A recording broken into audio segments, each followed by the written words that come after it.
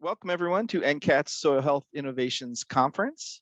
As Steve mentioned, my name is Andy Pressman and I am NCAT's Northeast Regional Director, and I am located in Southern New Hampshire. And I have the honors of introducing our first speaker, Dr. David Montgomery.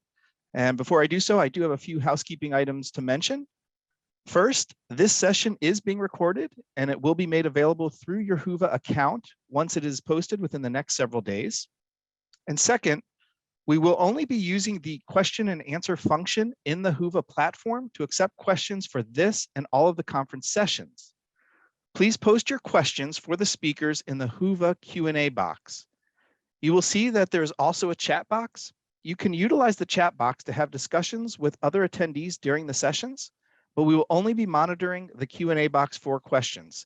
So again, please make sure your questions for speakers go into the Q&A box and not the chat box. And now I'd like to introduce our speaker, Dr. David Montgomery. As a soils conference, I'm excited to have David kick things off, as his background is understanding soils from what I'd say is the ground up. David is a MacArthur Fellow and Professor of Geomorphology at the University of Washington. He studies landscape evolution and the effects of geological processes on ecological systems and human societies. An author of award-winning popular science books, he has been featured in documentary films, network and cable news, and on a wide variety of TV and radio programs. His books have been translated into 10 languages. He lives in Seattle with his wife and co-author, Ann Bickley. Their new book, What Your Food Ate, How to Health Our Land and Reclaim Our Health, will be published this spring. Dr. Montgomery, welcome, and thanks so much for being a part of the Soil Health Innovations Conference. Great. Well, thank you very much. It's a pleasure to be here, and I'm delighted to be talking to NCAT. And I will get ahead here and share my screen so that we can. Oops. Why is that? There we go. And I'll get started with actually talking about what I came to talk with. So, good morning from Seattle. It's kind of early out here, so as I wake up going through my talk, please forgive me, but we're getting rolling here. I'm a geologist by training, and I'm delighted to be speaking to this particular conference because I've been essentially on a journey for the last 15 years or so, thinking about the importance of soil in human societies, what it means for the past, what kind of thing a geologist might be expected to think about, how soil fertility really works at its roots, if you pardon the pun, and the importance of soil for the future of humanity going forward. And for a geologist, that's quite an admission, because I was trained to think about soil as overburden, the stuff that covered up the good stuff underneath. But I've come a long way in my journey understanding and thinking about soil, thanks to interviewing farmers, talking with people like the folks at NCAT and the NRCS, who are really involved in trying to rebuild healthy, fertile soils, not just in the US, but around the world. So I'm going to give you a bit of an overview today of what I've been doing in terms of thinking and writing about soils and their importance for since 2007, 15 years ago or so, when I wrote Dirt, The Erosion of Civilizations, which was the first book that I wrote about soils that looked at the importance of soils in the past, in human history. And that book can really be summarized with sort of the simple sentence that, societies that did not take care of their land didn't last. There's a long history of land degradation around the world that I dove into, and I'll talk a little bit about that in the coming minutes. But that's what got me into thinking about the importance of soils and sort of changing the arc of what I was thinking about in terms of my training in landscape evolution and geology, and starting to apply it to the future of soils around the world. The Hidden Half of Nature is the book I wrote with my wife, Ann Bickley, who's a biologist. I had the great fortune to marry a plant whisperer, someone who can grow anything. I lack that skill, but I can listen and I can learn. And Ann and I wrote that book to try and weave together the modern science that's reshaping the kind of things that introductory film was talking about, the science behind why that all works. And I'll get into that a little more as we go along. Growing a Revolution, I wrote after The Hidden Half of Nature to try and take the lessons of history that I wrote about in Dirt, the science behind The Hidden Half of Nature, and apply it to the question of, can we restore soil fertility at scale economically on farms around the world? And the most recent book that Ann and I have written together again, What Your Food Ate, is coming out this summer, and that looks at the question of whether these regenerative agriculture practices that can heal the land, what may they actually mean for human health? Is the food that they would grow, that one grows in that fashion, is it actually have a healthier profile when we eat it? So I'm going to get into speaking about these different the arc of my learning journey through to thinking about soil health and how important it is. This one slide that I want to start with here really kind of illustrates, it's the simplest way to illustrate the last 10,000 years of human history. Since the end of the last ice age, humanity has made its living through farming practices that have, on average, over the globe, managed to degrade something like a third of the world's cropland, or crop and ranch land, the world's farmland, over the past 10,000 years. That's so one of the take-home messages from the Dirt book, and that the turning verdant land into, shall we say, challenged land is not an achievement, but it has allowed us to build civilizations. We face a civilization founded on agriculture. We basically face the challenge now of how to reform agricultural practices and make them more sustainable, and actually turn that arrow around on this figure. And I'll be fairly straightforward about my own attitude here. I started out as very much a pessimist when I was researching and writing the Dirt book. And I've come around to being very much an optimist that we can turn this pattern on this slide around 180 degrees and restore degraded land around the world and actually make farmland much more sustainably productive and able to support our civilization going well into the future. The challenge is, how do we do that and make the transition? Because we're not there yet. We may have degraded about a third of the world's farmland so far, but we're also on average losing another 0.3% of our global food production capacity each and every year to ongoing soil erosion and soil degradation. That's according to UN's Global State of the Soil Assessment from back in 2015. So soil degradation is not just an ancient history, as I wrote about in Dirt, but it's an ongoing problem. And that 0.3% doesn't sound like a really big number until you think about the next 100 years, in which that averages out to, another quarter to a third of the world's agricultural production capacity may be damaged if we continue along the route in the way that we're doing today. So it's my contention and understanding that agriculture is going to need to shift in a fairly substantial way this century to avoid the intersection of a declining supply of fertile soil and a rising human population. As I said a minute ago, I'm now an optimist that we can actually meet that challenge, but that's not to say that it will be easy. So I'll give you a bit of a background here in terms of the Dirt book, the kind of things that I wrote about and looked at, because I had originally started to thinking that I was going to write a history of soil erosion, because that's this type of geology that I study. I'm a geomorphologist, and so I studied the processes that shape the land's surface. And erosion and deposition are the two big processes that one has to work with in shaping the land over geologic time. And so I've done a lot of work on actually understanding soil erosion practices in natural systems, grasslands and forests, and how mountains are shaped by it around the world. When in researching Dirt, I looked into that history of soil erosion, and it turned out that I ended up writing a history of farming, because that's where the real, I think, interesting story was in terms of the role of soil erosion in influencing past societies. And you can open any environmental history textbook and you'll find the argument that soil erosion due to deforestation helped to undermine past societies. That's not, the idea that soil erosion has been influential in history is not a novel idea. I'm claiming no credit for that idea at all. The Greek philosopher Plato actually had a lot to say about that back in the days of classical Greece. But what I did find in researching Dirt was that you can make a strong case that soil erosion and degradation played a serious role in the demise of ancient civilizations from back in Mesopotamia and the sort of roots of Western agriculture, back to classical Greece, Rome, the southern United States, Central America, and other societies around the world that I talked about. But what I discovered in researching the state of soils in those areas and the history and the technologies at the time, both contemporary accounts and modern archaeological accounts, is that it wasn't so much the axe that was the villain, it wasn't so much deforestation, but it was the plow that followed. It was agriculture that followed clearing of forests that really resulted in the kinds of wholesale soil erosion that so greatly influenced the homeland of classical Greece and the Roman Empire, for example. So, what is it about agriculture that was uh, uh, happening? Well, it turns out that sort of the villain of the dirt book, if you will, was the plow. And what is it about the plow that led to long-term soil erosion and land degradation? It's that it fundamentally alters the balance between the pace at which soil is produced and soil is lost, soil is eroded. And that if you think about soil the same as a system that can be replenished or degraded in much the same way that our individual bank accounts can be. We have income and we have expenses and we have savings. And if you think about the soil as a system like that, soil building is income, soil erosion are expenses, and the amount of soil in the landscape are essentially the savings that we have at any one time in a system.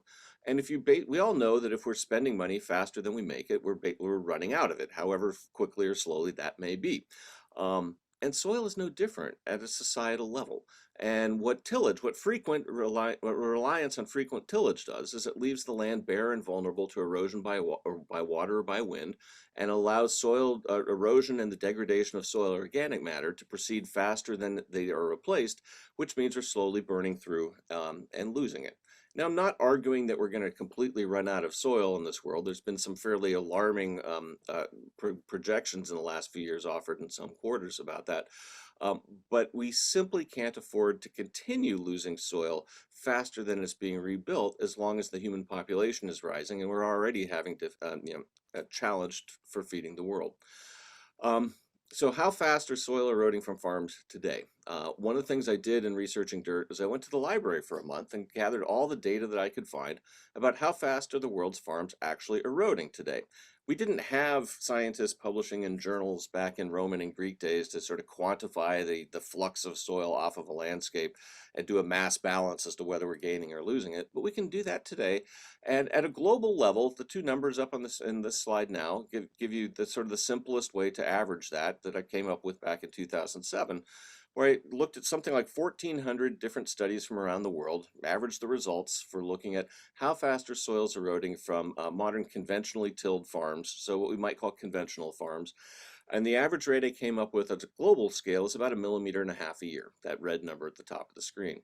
Now that's a pretty slow pace. Your fingernails grow faster than that. But what it means is that you could lose an inch of fertile soil in about 20 years, which to a geologist is screamingly fast. How fast does nature rebuild or make soils? That's that blue number at the bottom of the screen was the global average that I came up with in that same compilation paper, or about 2% of a millimeter a year. It's hard to measure something that happens that slowly. You can only see that the effects of soil building under natural conditions at that pace, integrated over a lifetime, because it takes more than 1,000 years to make an inch of soil at that pace.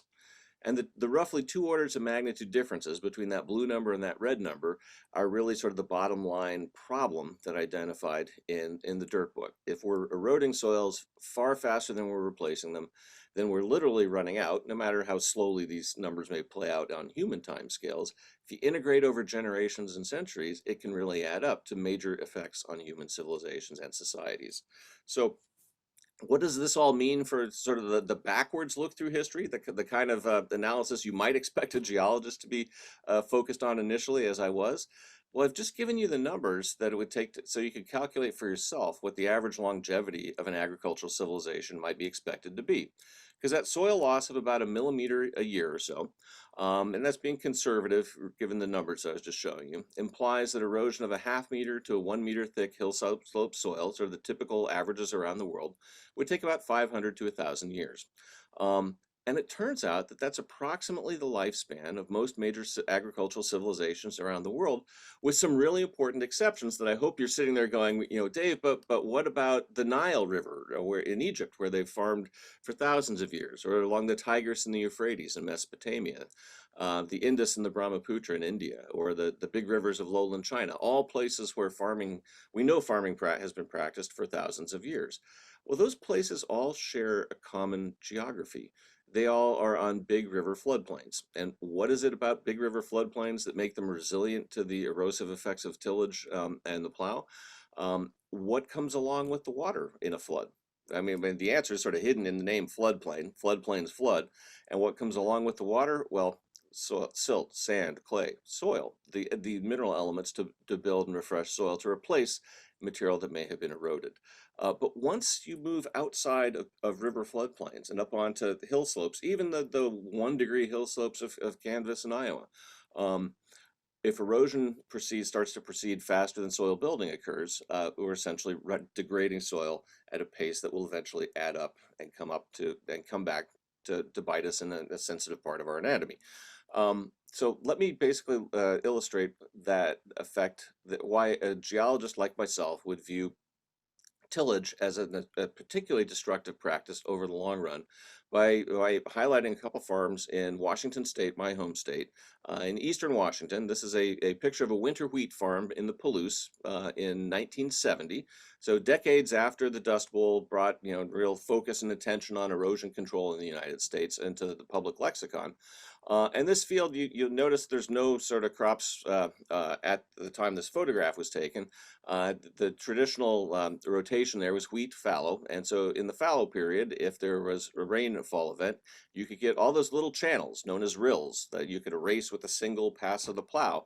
They're an agronomic nuisance, but they really add up over time to potentially dramatic soil loss and degradation. And this slide also from the Palouse, taken by Vern Kaiser back in 1961. So it's 60 years ago, looking at the erosive effects of the 20th century farming practices in the region. You'll notice that fence in the upper right-hand corner, up over in here, is a fence that was the farmer installed back in 1911 when the land surface was at the edge of this field was up here.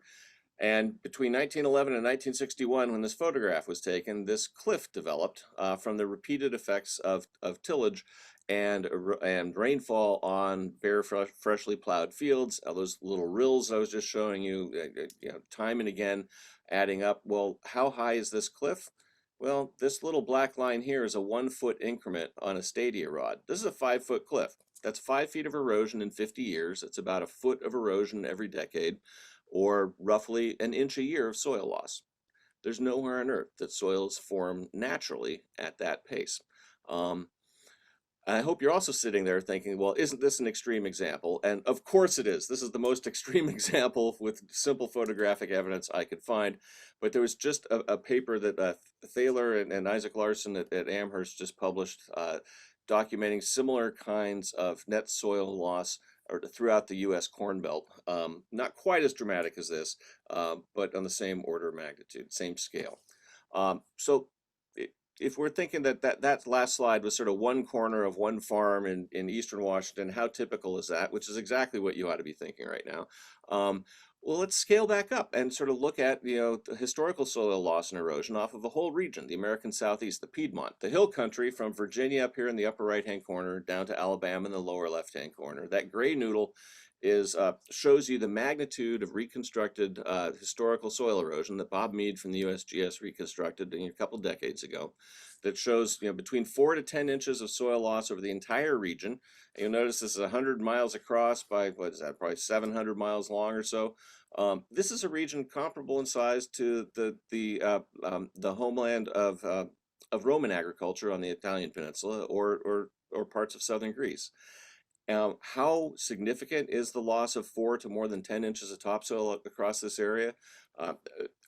Bear in mind that if you go back and read the settlers' accounts from sort of some of the early farmers and plantation owners in the region, there was only 6 to 12 inches of rich black earth over the reddish subsoil to begin with. And if you visit farms across this region today, as I've had the opportunity to visit a few, most of the topsoil, if not all the topsoil, is gone, and a lot of farmers are farming the reddish subsoil with the help from a lot of chemical fertilizers.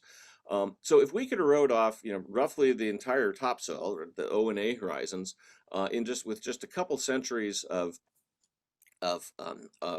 tillage-based agriculture, think what could have happened in other parts of the world. It starts to put in perspective the idea that long-term farming practices can actually shape the land in ways that come back and influence how the land can support human societies. And it's not just the problem of soil erosion. There was this paper in the journal Sustainability back in 2015 that looked at the soil organic matter content of North American farmland soils and the sort of the quote that I've pulled out of it is that the soil organic matter content of many soils in North America is only about half of the level at present time, half of the level not present at the time they were converted from forests or prairies to farmlands. In other words, the problem of soil degradation is not just the loss of the soil itself, but it's converting soil like this into soil like this. This is a pair of soils from adjacent farms in North Carolina in that grade noodle that I just showed you of the Piedmont region of the Southeast. And the only difference between these soils, since they are developed on the same bedrock and they share the same climate literally right next door, is that the one on the left is an abandoned farm that was abandoned in the 19th century, and the one on the right is a farm that was farmed using conventional practices throughout the 20th century. And you'll notice a bit of a difference in color. That color difference equates to soil organic matter. And you'll also notice macroscopic evidence of soil of life. And I've met very few farmers. In fact, I've met no farmers who would have told me that they'd prefer to be farming this soil than to be farming this soil. One is healthier than the other, and the khaki one kind of looks a lot like California beach sand because that's roughly the parent material for the soil. But what we know makes for healthy, fertile soil is the marriage of geology and biology. You need the mineral matter, you need the physics and chemistry, but you also need life. And that is really where we're going to shift now from the depressing backwards looking part of this talk to look at the question of, is soil restoration possible? And could we actually reverse the arrow in that first slide that I was using and turn degraded land once again into verdant land? And as I advertised earlier, I've become very much an optimist on this. And the roots of my optimism grew not from visiting farmers around the world, that came later, but it came from actually watching my wife, Anne, restore the soil in our yard when we bought a house in urban Seattle, in North Seattle.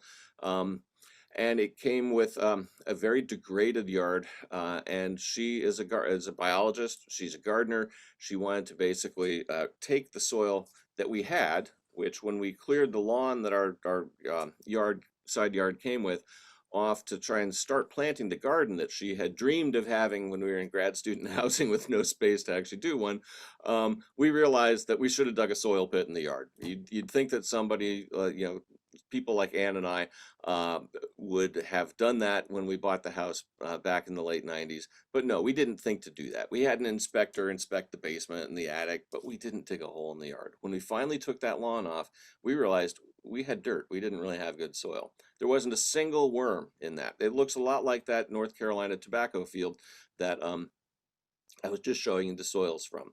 About 1% organic matter, no visible macroscopic life. It was a real challenge to actually get things to grow in it at the start.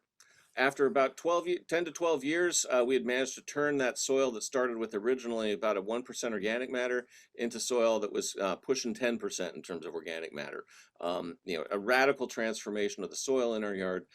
How did that happen? Well, Anne was very much into composting and mulching. She realized when we unearthed that very degraded soil in our yard that we had the mineral matter that it would take for soil. We had my part, we had the geology. What we didn't have was the biology. We didn't have her part. And so she went on what we called her organic matter crusade, as we wrote about in The Hidden Half of Nature, where she was composting and mulching and essentially not disturbing the soil surface. Why? Because we were both very busy and that would take more time in the garden. We inadvertently stumbled into doing things pretty right for a recipe for feeding the soil food web and rebuilding the life in the soil, rebuilding the health of our soil as we came to know it. Because that compost and mulch was feeding the bacteria and fungi in the soil that in turn would be eaten by microarthropods and nematodes and protozoa, the whole dynamic web of life in the soil. And all that, the materials that were shed from the organic matter that went into the compost and mulch, which came from coffee shops, it came from our neighbors' leaves that we would rake up for them and haul away and to then bring into our yard. Little did they know we were sort of, they were giving us the fertility from their yard so we could boost the fertility of our yard. It all made a huge difference. And as we watched our soil change and go from that khaki color to a much darker, richer color, and the life in the soil and above the soil coming back fairly dramatically, as we describe in the book, we started looking into how that worked and how it could happen, how we could be building soil far faster than nature builds soil, because we went from having virtually no O or A horizon on our lot when we started to within 10 years, we had about 6 inches of a pretty good A horizon that was pushing 10% organic matter at the top. Now, a lot of that was from importing organic matter with all that compost and mulch. But what we realized is that as we looked into the science behind how this all worked, was that we weren't the only ones doing all the work. The real work was being done by trillions of organisms in the soil that we were feeding through all that composting and mulching. And that led us to an exploration of the world of the rhizosphere, which is literally Greek for the zones around the roots of a plant. And as we got into that and looked at the science from the last couple decades, on the interactions between the root system of a plant and life in the soil, we realized that the training that we had to think of roots as straws that essentially drew nourishment and water from the soil was only half of the story, because it turns out that plants will actually push out through their roots or drip out through their roots, exude out of their roots, what are known as exudates. And those exudates are things like carbohydrates, sugars, proteins, fats even, and even hormones. When we found a paper that basically uh, documented that bacteria living around the root zone in the rhizosphere were taking some of those exudates, consuming them to support their lifestyle, and as part of their metabolism, producing metabolites that were things like plant growth promoting hormones that the plants would then take back up and support the growth of the plant so it could capture more um, uh, carbon through photosynthesis to build more compounds, to put more exudates back into the soil. We realize there's a very positive feedback system there where healthy soil with a healthy microbial population and healthy plants are essentially symbiotic partners in a great enterprise of building fertility on the land. And it's not just the bacteria, fungi in the soil, particularly mycorrhizal fungi, are pretty good at doing things like scavenging mineral elements that plants need to grow, things like zinc that are essential to plant health, phosphorus essential to plant growth. And they trade those to plants for exudates. And what we realized is that there's essentially a biological bazaar that is playing out beneath our feet in the soil that is one of the deepest rooted evolutionary partnerships on the planet, partnerships between plants and soil organisms. And they've been traced all the way back to land plants when they first colonized the continents. Roots originally were there to hold plants up, and it was the fungi in the soil that were assisting in the transference of material from the soil into plants. And these symbiotic relationships turn out to be essential and central to building and maintaining soil health and fertility, and actually, as it turns out, to crop health as well. But our focus in the hidden half of nature was looking at those partnerships and the parallels between what goes on between the soil and the roots and what goes on in the human gut. They're the kind of the same system inside out. I'll sort of leave you with that tease. I'm focusing today mostly on the agricultural end of things. But what we realized in researching the hidden half of nature is that these kind of partnerships between microbial tenants, microbiomes as they're called, and the so-called higher organisms, plants and animals, are actually a central organizing principle behind how nature works, and that those partnerships and relationships are keys to building health across the system, including building soil health. Because a lot of those exudates and the bodies of those microbes are what goes on to become soil organic matter. So it's one thing to restore soil in an urban lot where we are down the street from a couple coffee shops where we have large supplies of organic matter should we desire them. It's one thing to do that. It's a whole nother to try and think about doing that at large scale on farms around the world. So when we finished writing Hidden Half of Nature, I took time to visit with regenerative farmers around the world who had already done to their farms the kind of things that Anne had done to our yard.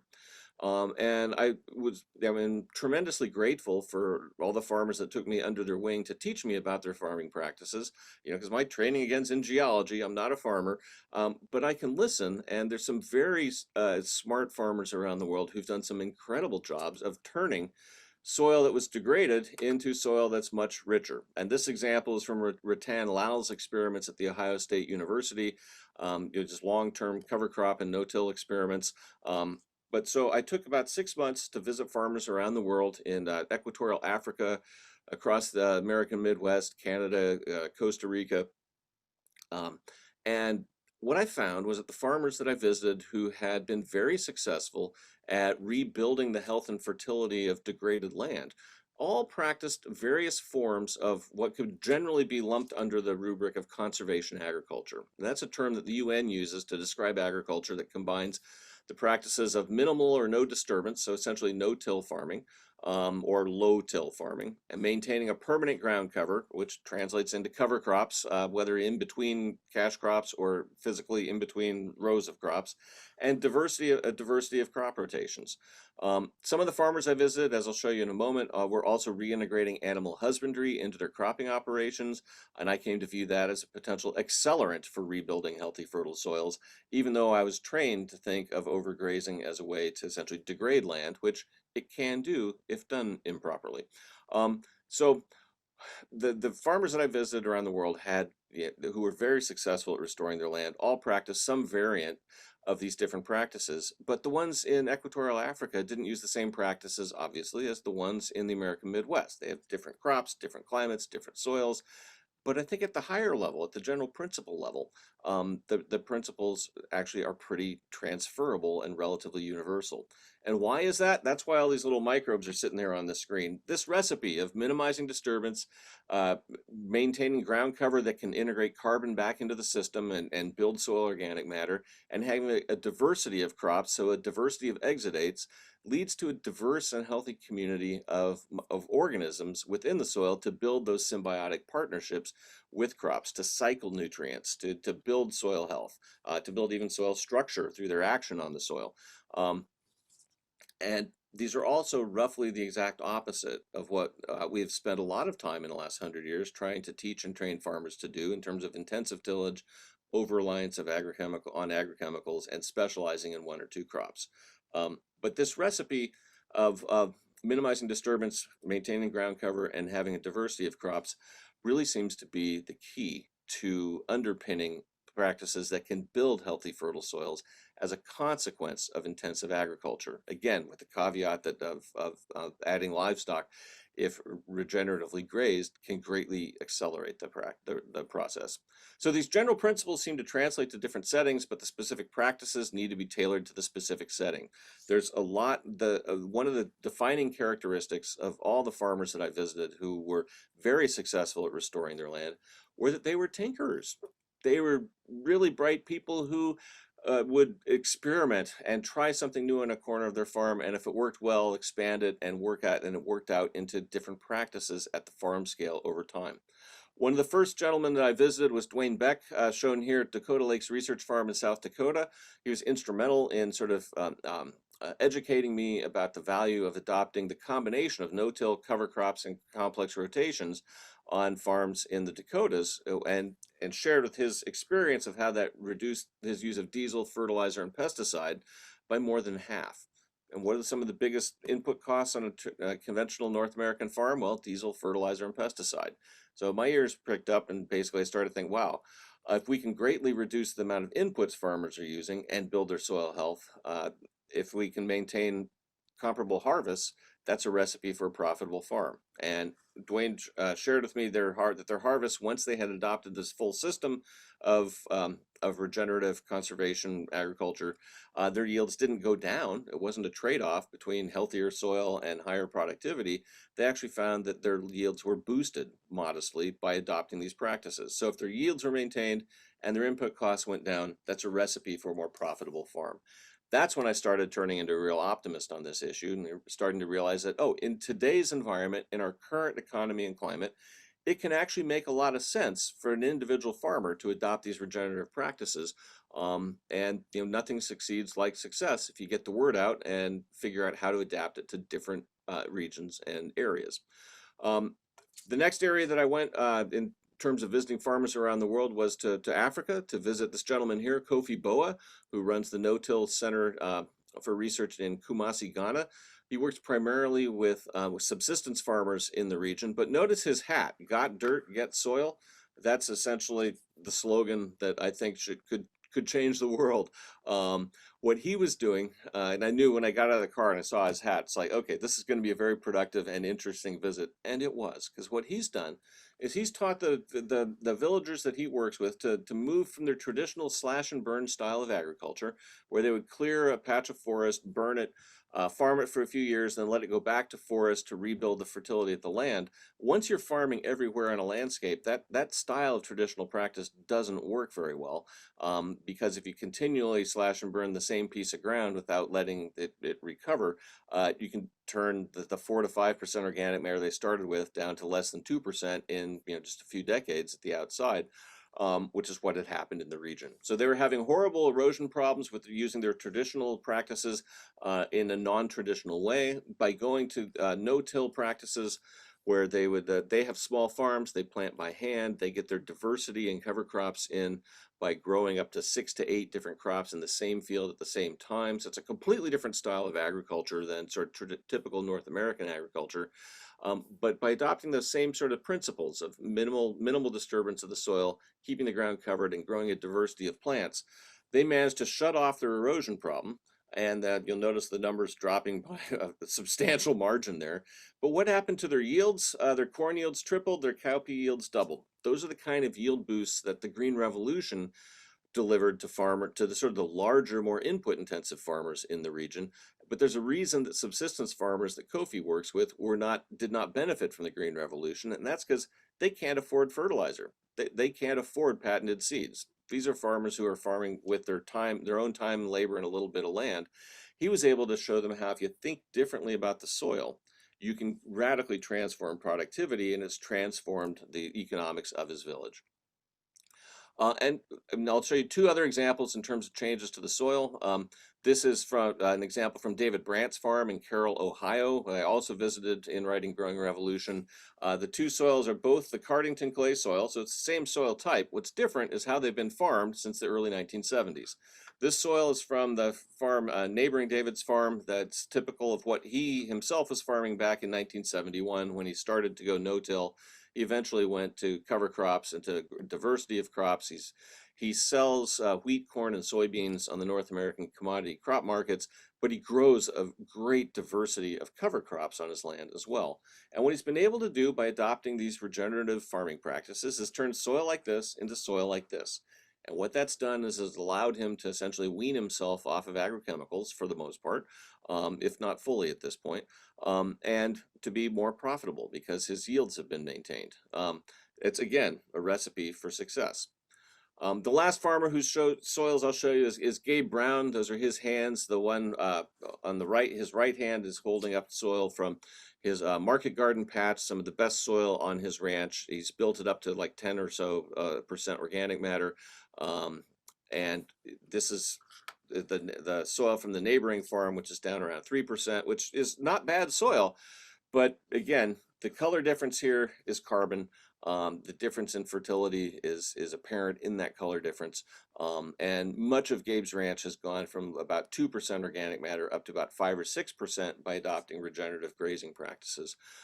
So I came away from researching and writing Growing Revolution realizing that, wow, the problem of rebuilding soil fertility isn't so much the problem of making soil from scratch from rocks.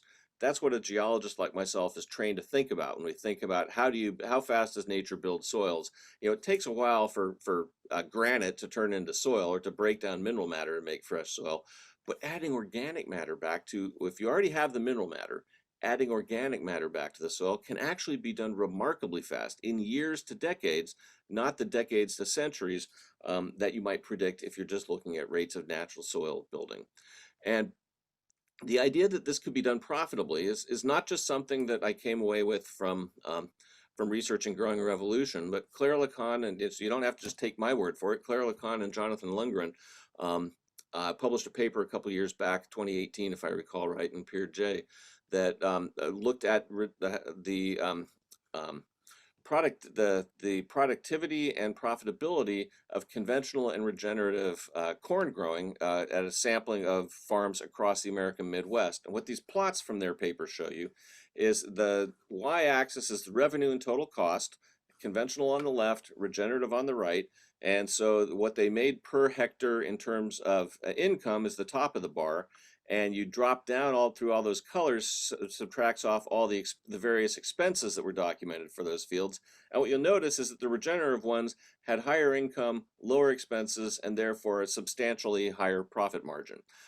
Again, this is essentially what's turned me into an optimist on this issue, is that it can make a lot of sense for farmers today to make this transition. There could be a transition period of a few years that can be a challenge, and that needs to be carefully managed. But that's where advice from people on building soil health in one's region becomes very, very crucial and very valuable, because what I found in writing Growing Revolution is that there's farmers around the world who've pioneered and developed methods that actually work in different regions, and their lessons can be transferred and taught fairly readily if they're listened to. And so what are some of the benefits of healthy soil? Higher farmer profits due to growing comparable yields with less fertilizer, pesticide, and fossil fuel use. Those are all key elements. Increased soil, carbon, and water retention, and less offsite pollution are major also advantages, not just for on-farm, but for society at large. But in terms of the theme of this conference, in terms of soil, water, and soil health, healthier soils, more carbon-rich soils, have a higher ability to hold water. And the key rule of thumb that the USDA NRCS advertises is that for every 1% increase in organic matter, you can get up to more than 20,000 gallons of water available per acre. One of the sort of secret, I guess maybe not so secret downsides of tillage is that by pulverizing the soil surface, when it gets wet, it crusts over and promotes runoff. So a healthy soil that's full of life has more porosity, it has better aggregate structure, allowing water that falls in the landscape to infiltrate down into the land faster than it rains on it, putting water down near the roots of crops where you want it as a farmer, not running off into the nearest waterway to actually pollute it with the fertilizer and other chemicals that have been applied to the land that you'd rather, if you had paid to put them there, stayed there rather than ran off. So I think that we're at the point where we can argue, it's fairly clear that a different suite of farming practices, these loosely based around conservation agriculture or more loosely termed regenerative, can actually help reverse the pattern of long-term land degradation that we've had since the last ice age and usher in a new era of longer-term, more sustainable agriculture. But what I haven't shared with you yet are questions about whether or not regenerative farming practices that can heal the land, that can rebuild soil fertility, what do they mean for human health? And there's not a whole lot of research on that, and it's a very complicated thing to try and put together. But Ann and I tried to synthesize the available data and evidence out in the peer-reviewed literature for connecting soil health to crop health, to animal or livestock health, and human health in What's Your Food Aid, our new book that'll be out this summer. And as part of that, we collected a bit of data, sort of a real preliminary comparison of regenerative and conventional farming in terms of both soil health and nutrient density. And the biggest operative word on what I'm about to share with you is the word preliminary, because it has very small sample sizes and just a few comparisons across the country. So think of it as sort of a test of an idea data set and paper, not a definitive one. What we did is we basically took 10 pairs of neighboring regenerative and conventional farms, and these are farms that had practiced those principles of conservation agriculture of minimal disturbance, cover crops, and diversity for at least 5 to 10 years in that window. And it included both, large-scale farms across the Midwest and also small-scale no-till vegetable farms on the coast, one in California, one in Connecticut. So it's sort of some different types of farms. And what we found is that we compared both soil health, soil organic matter, and soil health on these farms, where we looked at the ratios, because these farms were literally sort of, virtually next door to one another, sort of an across the fence road idealized type comparison, where we looked at the ratios, because, it's not fair to compare organic matter from Connecticut to the Dakotas, but you can do it to the neighbors and then look at the ratios. And so what we find basically here in terms of percent soil organic matters, the regenerative farms tended to have higher values on average than the conventional ones. The ones that have these really super high organic matter values were the organic no-till vegetable farms. These are small-scale farms that have a lot of compost and mulching. So we're not dealing with the style of fertilization here. There's both some organic and conventional farms in this comparison, but we're looking at the adoption of those regenerative practices based on those regenerative principles. And the regenerative ones had more soil organic matter, on average about twice as much. So the ones across the Midwest, sort of 1 to 2 times as much organic matter. In terms of soil health, we based our comparison on the Haney test as a sort of a convenient and readily accessible test.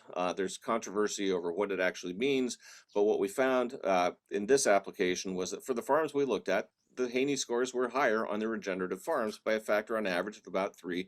But again, the ones at the highest end of that range were those no-till organic small-scale vegetable farms. So it looks like these regenerative practices can build topsoil organic matter. And again, this is not a full soil profile integrated carbon accounting kind of measurement. These are topsoil profiles. So it's, again, preliminary data that suggests that the regenerative farms can build healthier soils. What does that mean for essentially the crops coming off of it? We looked at the mineral content of crops coming off of those fields, and this is some of the examples of the biggest differences that we saw. The results we saw were highly variable. Some, they vary between farm pairings and between minerals, but there are cases where there are some pretty dramatic differences in the mineral content of some of the crops, suggesting that there may be something to the idea that farming practices can influence via how they affect soil life, the provisioning of mineral elements to crops.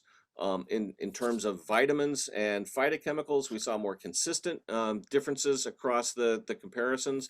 More vitamin K, C, E, and B in the regenerative crops, averaged over across all these crops, and consistently higher levels of phytochemicals, carotenoids, phenolics, phytosterols, plant-made chemicals that have been demonstrated to have positive connections to human health.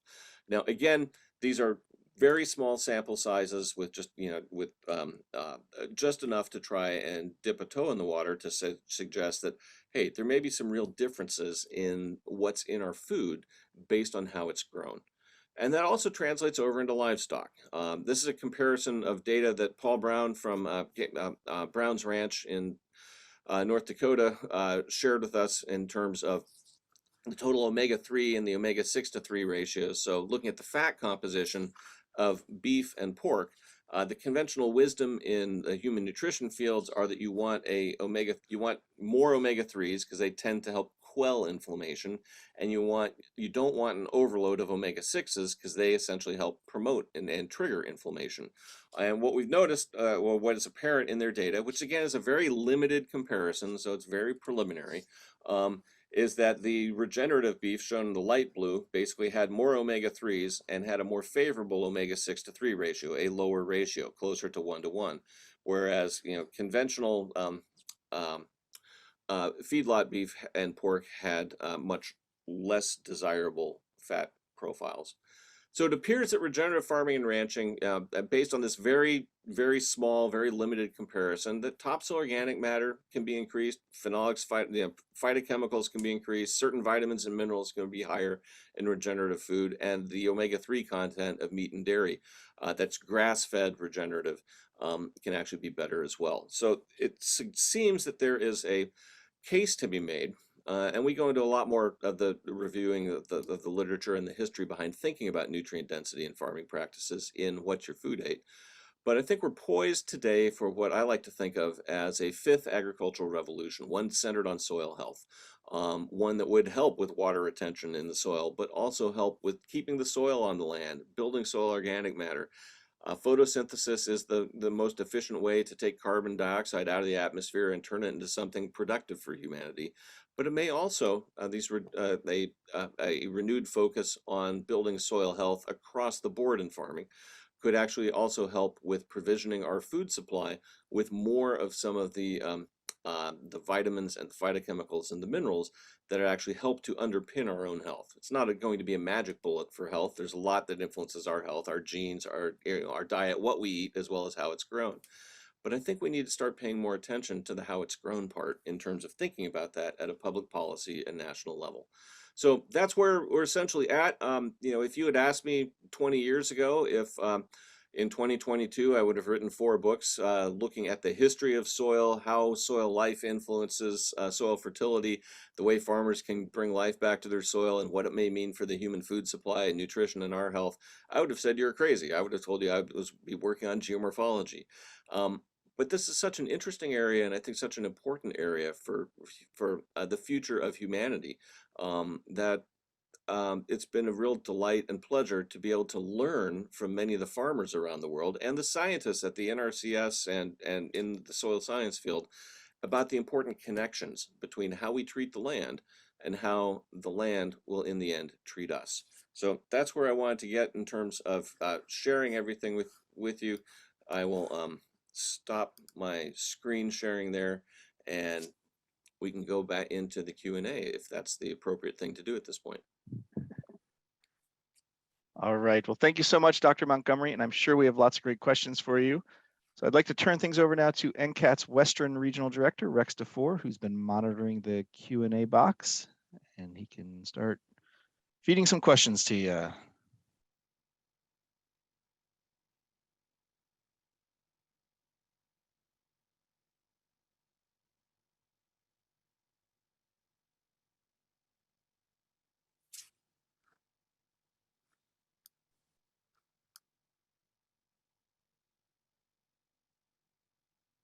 Maybe having a couple technical difficulties here. We'll see if Oh, that's okay. It gives me a chance to catch my breath. yeah.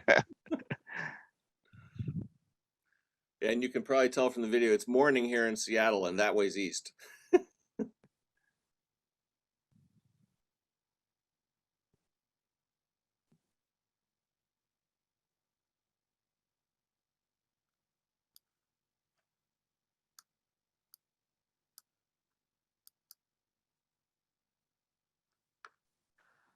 Bear with us for 1 second here. No worries. It's really a delight to be talking to so many people who are interested in soil health. Because back when I wrote Dirt, there was soil health wasn't really much of a thing back then, and there wasn't a lot of talking about it. And one of the things that really heartens me and makes me an optimist on the problem of long-term soil degradation, that we could actually turn it around, is to just see how fast the interest in soil health has grown, both within the USDA, but also among farming communities around the world. And I think it's an idea whose time has come, because we need to start really taking care of the foundation for civilization now that we've essentially built out, shall we say, agriculture around the world. Not many new places to go to that haven't been farmed before that we could farm. So we've got to figure out how to do it in ways that builds and maintains the health of the soil over the long run. And I'm heartened that there's farmers around the world who've figured out good systems. We just need to learn from them and advertise their good work.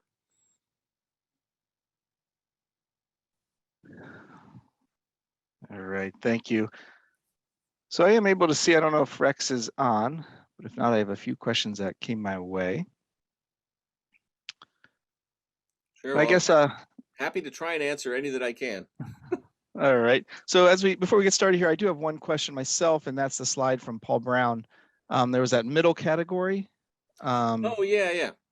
And I was just wondering what that practice is meant under that brand. Yeah, so what the comparison was of the middle category was a regional grass-fed brand that advertised sort of healthy outcomes, but wasn't sort of fully regenerative.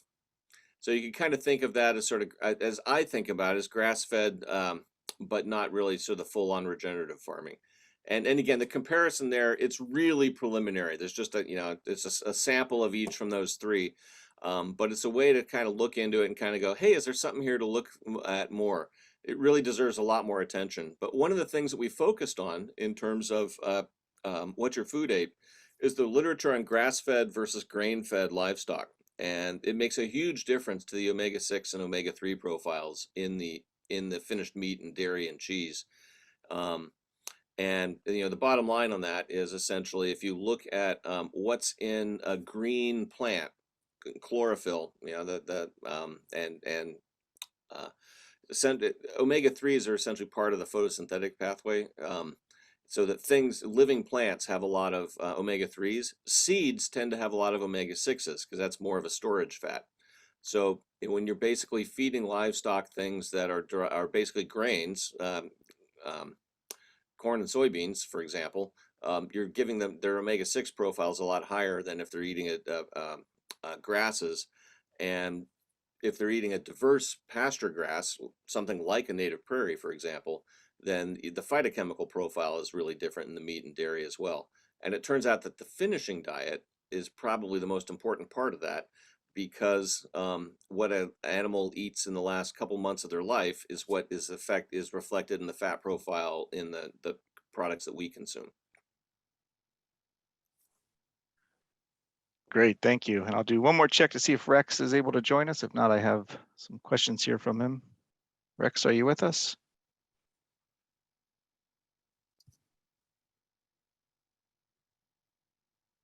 All right. Well, no Rex, but I have a couple questions here. And the first one, this person is wondering if your message about soil is still considered controversial among your fellow geologists and to the academic community.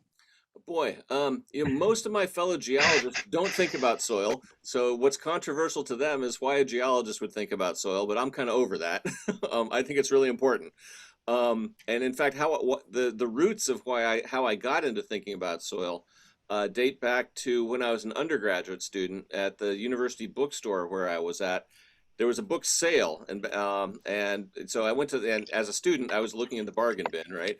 So there was a copy of a book by a couple USDA scientists, Carter and Dale, called Topsoil and Civilization. And I read that book as an undergrad, for fun. Yes, I was a nerd. I read it for fun while I was taking geology classes and learning about, being taught by professors how all the yellow stuff on the geologic maps, all the soil and the sediments, that was not the interesting part.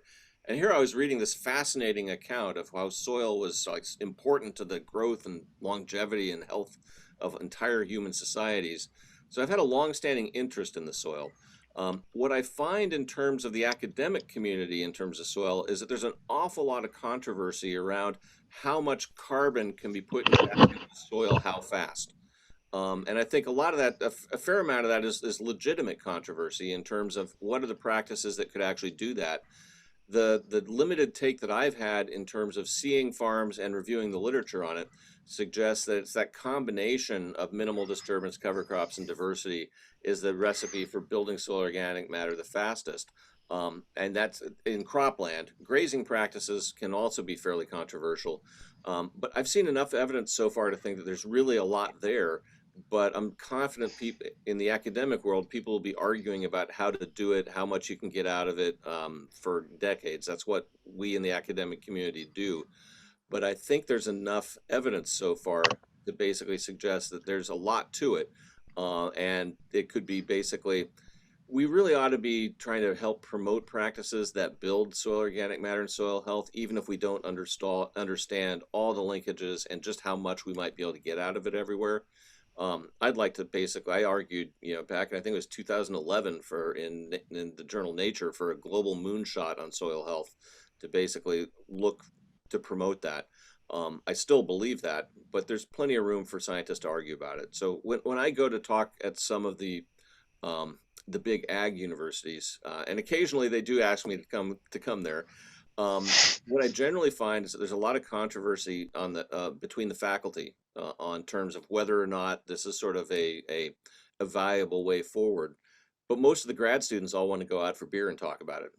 They're really excited about it. So, and I see the same thing with the undergrads here at the University of Washington, where we don't have an ag program, but we have an awful lot of environmental science students who are really interested in the soil now. That's sort of a short answer. I think, scientists are going to keep arguing about it. It's what we do. But I think the ball's moving down the field in a way that suggests that there's some very, very positive developments. And what I take home is that, a lot of these ideas are not very new. The idea of cover crops and crop rotations, if you read USDA manuals from the 30s, that was recommended practice. There's a lot of traditional wisdom in there. But what's, I think, new is combining that with minimal disturbance and being able to figure out ways to actually manage weeds that don't necessarily involve the plow or don't necessarily involve glyphosate. People are getting clever and trying to figure out how to actually manage that. Um, and um, Again, sorry, that's a long rambling answer to your question. But Rex, I see you now. Welcome.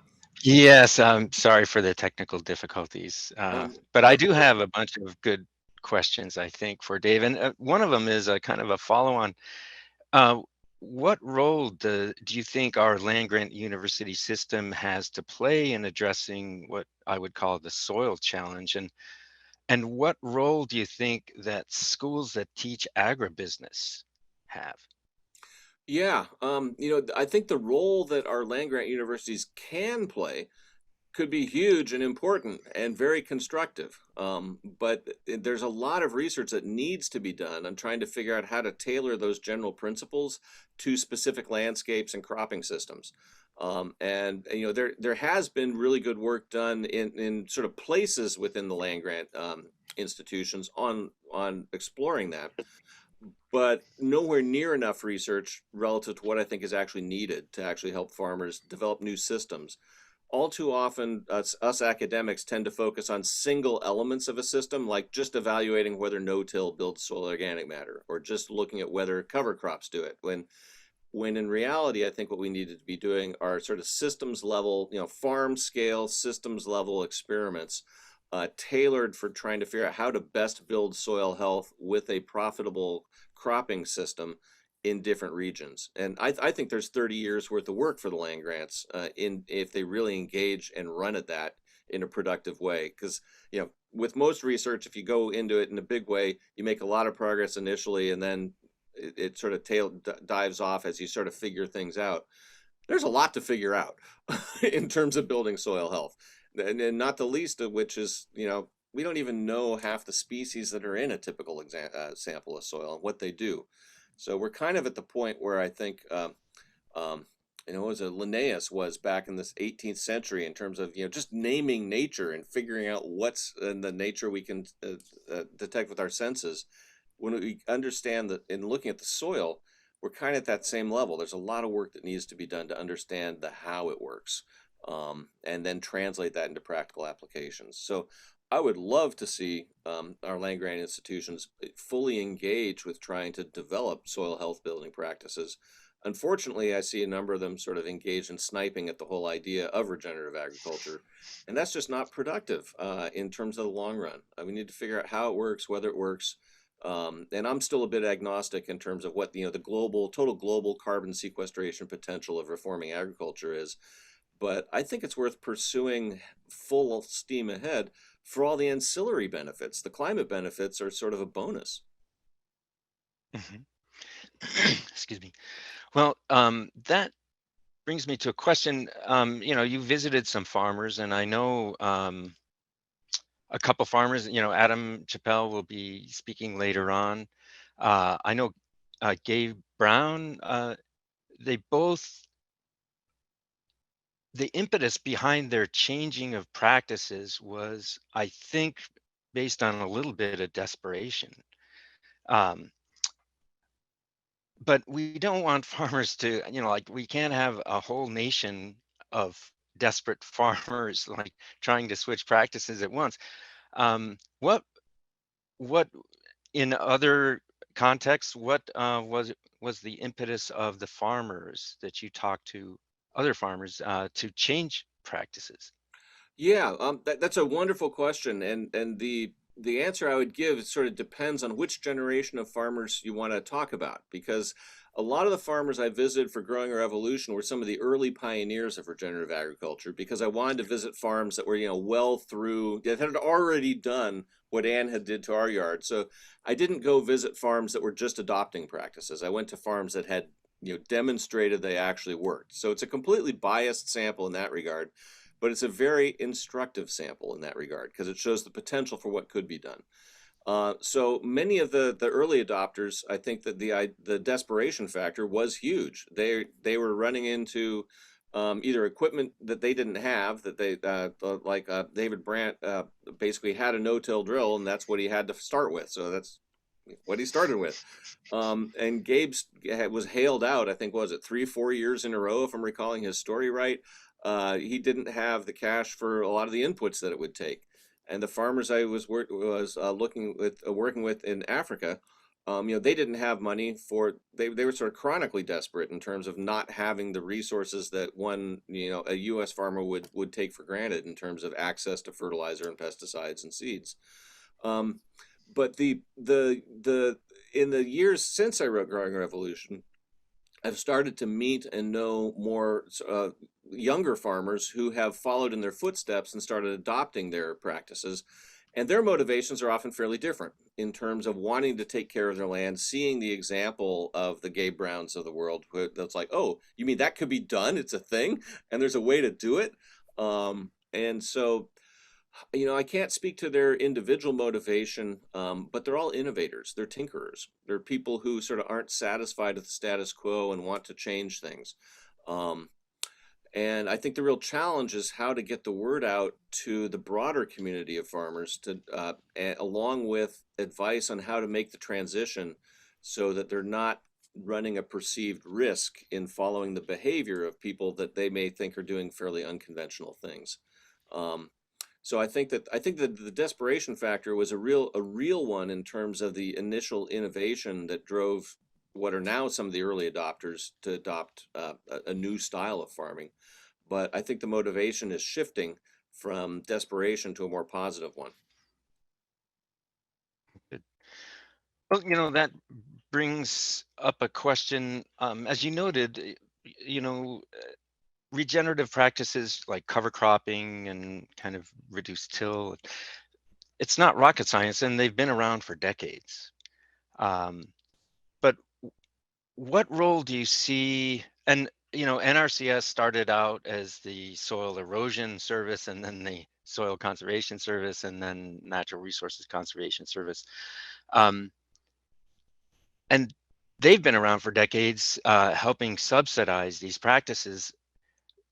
But where we're at right now, which is perhaps in a soils context, not a very good place, what additional role do you see in government or the private sector to help incentivize farmers to really change practices?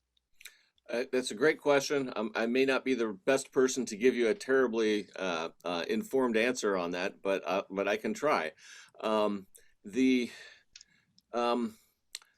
what I would like to see personally for both NRCS and the USDA in general is basically a shift from trying to promote practices that reduce degradation, sort of the traditional way of thinking about conservation practices, and instead basically promote a new philosophy of farming based on building the health and fertility of the soil as the primary sort of way to evaluate good farming from bad farming. And sort of a rethinking of a mission from a defensive one, if you will, to an offensive in the good sense of that word version of trying to actually build soil health. And there's been lots of movement in our CS, for example, on that in the last 5 or 10 years. But personally, what I'd like to see is a shift in sort of our underlying agricultural philosophy that basically takes, such that high yield is not the singular goal, but instead building soil health so we can sustain high yields becomes the goal. Because what we're doing now in terms of national agricultural policies, we're encouraging mining of the soil in a way that future generations are not going to appreciate. And so, how we basically get that rooted into how we shape our subsidies, how we shape our regulations. I'd like to see a whole lot more, for example, farmer assistance for farmers wanting to make the transition to regenerative practices so that we can, in effect, socialize the risk, even if and privatize the gains to the farmer. Because I think that we basically have, we have an overriding societal interest in maintaining the fertility and health of our land. So I'd like to see, a top-down reevaluation of our subsidies and our policies, and reframing of them around supporting farmers who build the health of their land and not subsidizing farmers who degrade the health of their land. And I know that's sort of a big ask, and I'm not the right guy to like A figure big out all vision. the details of it, but that's where we need to go. And I think it's a challenge for the policy people of how would you actually frame that. I can see the big picture, but again, I'm not sure you want a geologist writing the Farm Bill. Right. Well, here I have a question more geologically oriented. You know, there's droughts threatening many areas of the planet. I live in California. We're in the throes maybe of a new drought, um, or maybe a continuing drought. I'm not sure. Um, but that increases the pressure on pumping from groundwater. And so, how much of a threat are creation of saline and sodic soils to agriculture in the U.S. and do you think planet-wide? That's a great question. I mean, some of the original sort of agricultural collapses in the Middle East and the Tigris and Euphrates were due to salinization of the floodplain of the Tigris and Euphrates. And there's these wonderful, some of the oldest records we've got on baked clay tablets tell of the succession of salt-tolerant crops they had to grow in that region as they degraded their land. And part of the problem is that can actually sort of develop slowly enough that it never really gets addressed. And that's similar to the problem of soil degradation worldwide. It's never the crisis du jour. It's always the crisis of tomorrow. um, and there's certain places like parts of California, the drier parts of California where there's a lot of groundwater pumping that could be, very much at risk for that. Um, in terms of groundwater pumping in the Ogallala aquifer in the Dakotas, that's a big potential problem down the road. Maybe not so much from salinization, but just running out of water. So figuring out ways to actually build climate resilience into our soils in those areas is a better investment than sort of continuing to keep pumping. The more of the rainfall that falls in a landscape we could actually get into the ground and use to grow a crop, the less we need to pump to maintain those crops. So that the salinization problem is it's a big problem sort of semi-arid parts of the world where we're over pumping in groundwater, but it's not a global problem in the sense of being a problem everywhere. And that's one of the, I think, interesting things about thinking about land restoration at a global scale is that it really needs to be tailored to the region. And if we're thinking about using farming and ranching as a tool of land restoration, then we have to tailor it not just to the region and its climate and its soils, but we have to tailor it to how people want to work the land, what they want to grow, what kind of crops they can actually sell. Because the key element in sustainable farming is sustaining the farm. And so if it's not, if it doesn't work for the farmer, it ain't going to work for society. And that's where the sort of the enhanced profitability of some of the most, if not all, the regenerative farms that I've visited turned me into an optimist on this issue, because that's actually working for the farmers, and slowly their neighbors are noticing and that information will spread. So I see a need for and a case for not only what you might call top-down reform in terms of subsidies and agricultural policies, but also the need for just more engagement and advertisement of bottom-up farmer-led movement towards more regenerative practices. And that's where things like your Soil for Water program, I think, are great, because that sort of is in the space in between. Very good. Well, I'm wondering, if I'll ask for a colleague of mine who's very interested in crop insurance. I mean, you had mentioned, I had asked earlier about government subsidies, and I know you're a geologist and not a policy person, but do you think there's any space in the crop insurance area that could help incentivize more regenerative farming practices as a reduced risk?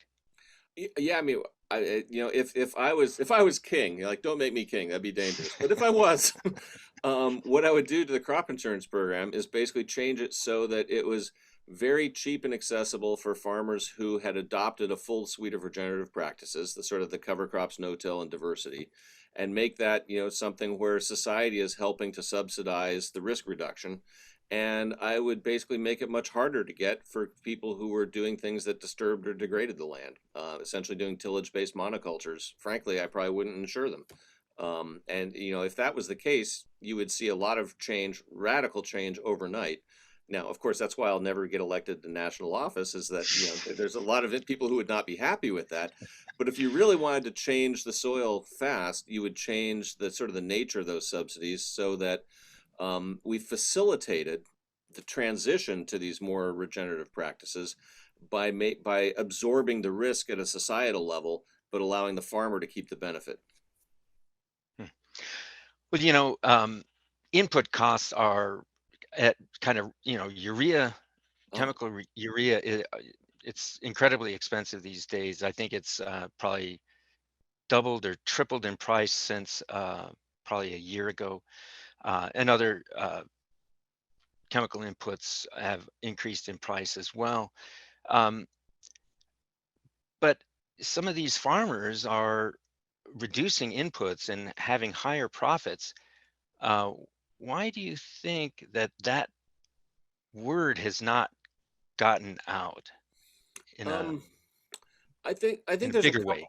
I think that's a really, really good question, and I'm not going to pretend that I have the answer, but I have some thoughts on it. And one of them is that we're still, that in terms of adopting of new ideas, there's sort of a classic academic idea of an S curve where a few people adopt stuff and then more and more and more, and then you'll never get the last people to adopt it. I think we're down here at that bottom end. We've got about maybe, I think it's 3% or so, if I'm remembering the numbers right, of farmers in the US who are doing sort of all three practices of no-till, cover crops, and diversity in the way that conservation agriculture would define them. So that's not a lot of farmers when you look at across the board. But the interest in it has been growing rapidly in the last decade and a half. So I think we're at that kind of inflection point. And I think that there's limits in terms of availability of knowledge. Like, it's one thing to think like, oh, okay, regenerative farming, it could be more profitable, but how do you do it? What should I do here? That kind of direct hands-on advice, I think, is crucial.